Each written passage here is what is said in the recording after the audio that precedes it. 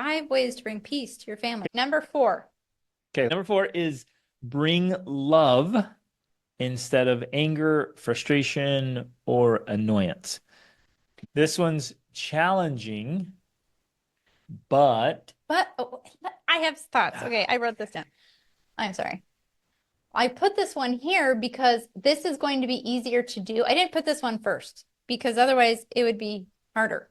I put this one after because now, having already come to your senses, gotten curious, thought about what the basic needs are that are missing, you're going to naturally start feeling more love and compassion rather than anger, frustration, and annoyance. Because once you look at your child and think, oh, why are they angry or upset?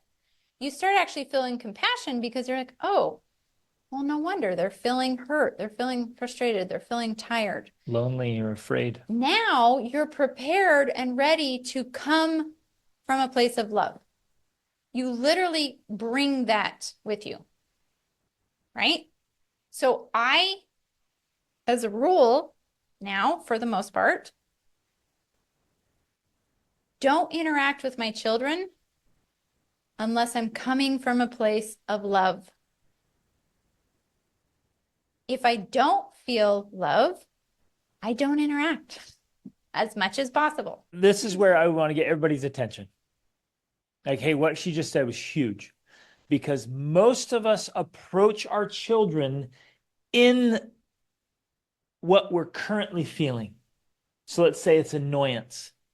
I'm annoyed at the behavior, and so we approach with annoyance. You guys let this sink in. This is gigantic. I'm irritated, so I go at my children with irritation. They're fighting. Their fighting makes me angry, so I go at both of them with anger. You see what's happening here? I'm taking the negative thing that I'm feeling and just pouring it right on them. Now, And that just creates the opposite effect of what we want. In fact, if you're trying to bring peace, you're actually doing the opposite. You're bringing more of what you don't want when you come from that place. Now, I also want to be clear here. This does not work if it's not genuine.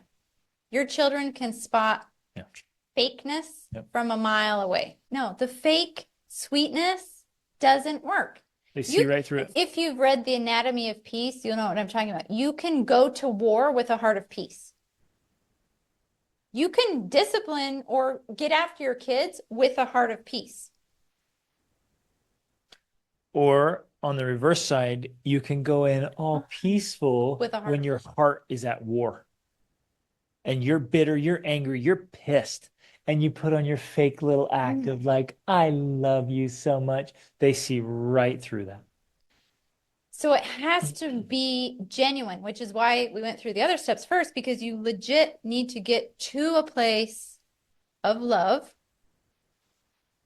And if you can't get there, at least to a place of authenticity where you can articulate what you are feeling. Because sometimes I will tell my kids, I'm like, I'm feeling really annoyed right now. And they're like, oh, okay. It lets them know where I am. But rather than coming at them with annoyance, I'm simply articulating what I'm feeling. There's a difference there. And because Rachel has such an awesome relationship with them, and the vast majority of the time approaches them with love, on the rare occasion when she says, hey guys, I'm feeling annoyed, man, our kids respond. They're like, oh man, sorry mom, sorry. Okay, what's going on? And they'll just, they change everything. She doesn't have to yell or scream or threaten them. She just says, guys, this is annoying me. And they're so responsive. It's beautiful. They're so responsive. And to me too, because we've built that relationship with them where we're not just coming at all the time with the negativity. So they're really responsive and easily influenced. Well, especially, because we've talked a lot about making deposits in their emotional bank account. If you're doing that regularly on a daily basis, you're greeting them in the morning, you're touching and cuddling throughout the day, you're making these deposits, and then you add to that when something happens or you have to get after them, you do it from a place of love, that actually becomes another deposit instead of a withdrawal. So it puts you in this really, not in a bad way, powerful position of influence because they realize ultimately that you have their best interests at heart. You really care about them, but you care about them not in a way of like, I'm going to force you to do what's best for you because you don't know. You care about them in a way like, I care about you so much that I want you to learn how to govern yourself because that's how you'll be happiest in life. Right? Like that's our true motive. I don't care if my kids do the right thing because I want them to do the right thing. I want them to do the right thing because that's what they want. So if they don't want to do it, I don't want them to do it. I want them to do it because they want to do it, not because I want them to do it. That's where you have the real power because then for the rest of their lives, they make decisions because they've learned how to make the decisions and because they are motivated to make them themselves, not because mom or dad want them to do it. Okay, here's the test. I'm sure this is hypothetical. I'm confident none of you has a particular annoyance about any of your children. But if you did, let's say hypothetically, if you had a child that persistently does a certain thing that really annoys you, let's just pretend.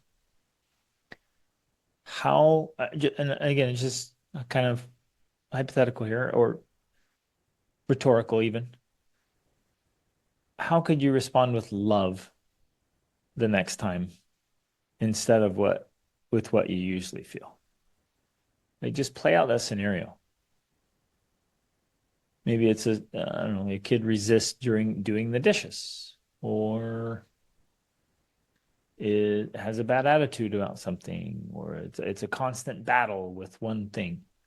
So if you know that's going to happen again, because it likely will, how could you respond with love Or today. instead of anger, annoyance, frustration, etc.? Play that out mentally, and that's going to help you increase the probability of your success. We kind of talked about this before. And in fact, I think it was or someone how she talked about this with her spouse because she's been reading The Empowered Wife and she talked about how she's trying to change the way she interacts with her husband and she was saying, I didn't know what to do, but I started by stopping doing what I had been doing. And that already was making a difference. So, and we also talked about this in our parenting course that we recorded today. That's also another first step because you might be thinking like, I don't know what to do. But the first step, what you can do is to stop reacting the way you usually react. In fact, that's often the very first step. I know it's been true for me. I'll be like, I don't know what to do, but I know doing what I've been doing isn't working. So I'm just going to start by not doing that anymore. And then I think what happens, now we actually provide this space for the intuition to come in because you're like, okay, I'm not going to do that. And then instead you can sit there thinking like, oh, this is interesting. I wonder why this child, and it's amazing when you ask yourself questions like that, you know, it's called endophagia when you talk to yourself. When you ask yourself questions like that, it's amazing how you get answers. So I'll be like, I wonder why this child's acting like this. And then I get a thought. And I'm like, oh, that's the answer. So now I know, oh, they're tired. And I'll be like, I want to cuddle on the couch for a minute. Let's just rest, relax. You know, I get an answer because now I've provided space. Instead of responding and reacting the way I usually do, I've now provided space for an answer to come to me to know what to do in that moment. May I make a loving plea? Please, please, please try as hard as you can to not insult or belittle or berate your kids. And if you're feeling the anger and the frustration, you don't feel love in that moment, like just bite your tongue. Literally, if you have to. just just bite down on that sucker like I'm not letting it up. I'm gonna walk in the other room. Like, please don't insult your kids. Don't call them names. Don't mock them. Don't like vocalize out loud. Oh, you just have the worst attitude all the time. Don't don't reinforce any of that. Um, and start working on getting to a point where the only things you say are constructive, positive, uplifting.